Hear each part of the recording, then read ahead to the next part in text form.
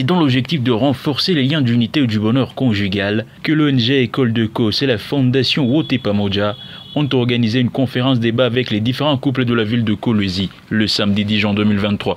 Sous le thème « Comment vivre une vie de couple réussie ?» avec comme orateur le pasteur Delphin Ampanga, le docteur Yvette Ioa et le chef des travaux Kabulo. Dans son intervention, le pasteur visionnaire de l'église New Life Church a parlé de l'anatomie d'une vie conjugale épanouie.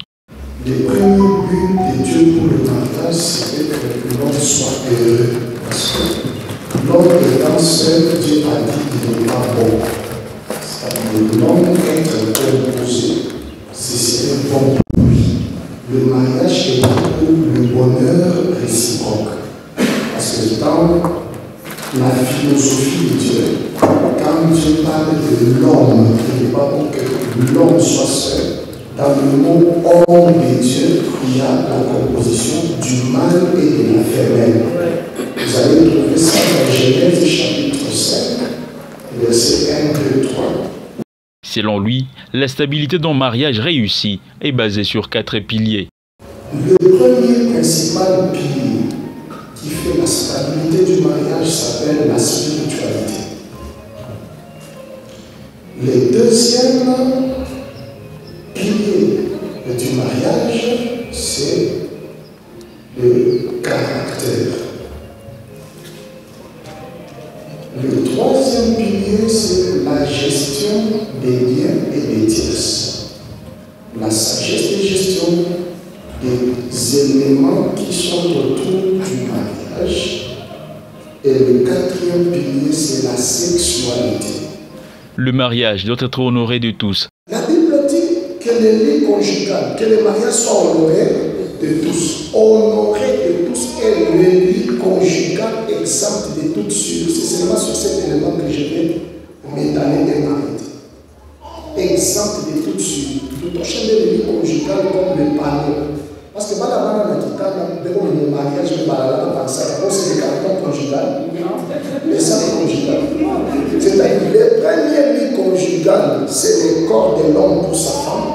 Le premier lit conjugal, c'est le corps de la femme pour son mari. Pour dire que à tout vous avez des plages, pour la bonne amie, dès que tu as fait pour le couplage, il n'y a pas de problème, il y a un lit conjugal.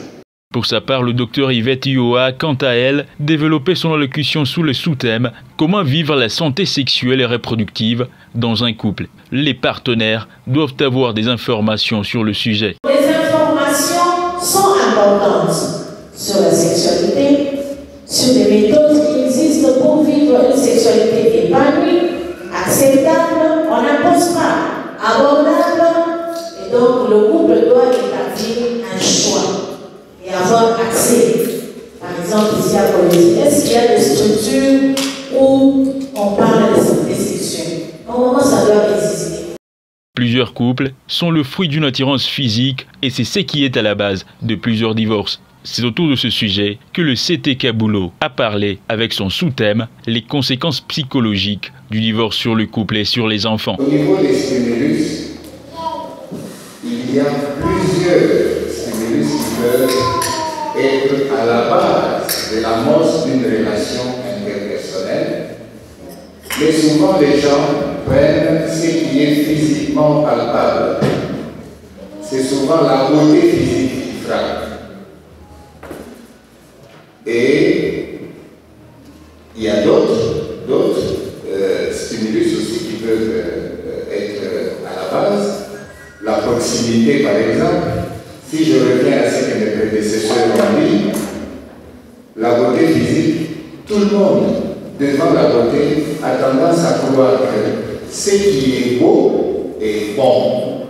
Et on est attiré par ce qui est beau. Donc vous voyez que ces stimulus-là vont vous pousser à chercher à aller plus loin avec la personne qui a ses attributs de beauté. On peut croire que le problème qu'on a dans le couple est résolu par le divorce, mais bien au contraire, le divorce est une perte de tous les côtés, que ce soit pour les divorcés comme pour les enfants.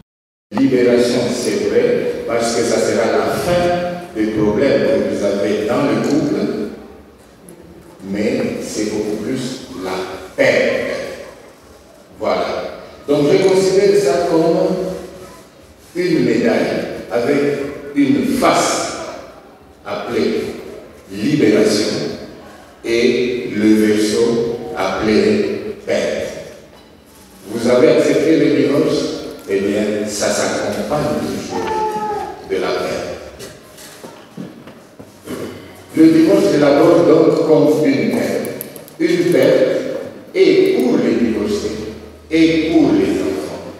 Des échanges riches en couleurs qui ont aidé tous les couples présents dans la salle, qui ont promis de répercuter ces enseignements dans la communauté pour sauver des couples. Le rendez-vous est donc pris pour un prochain numéro.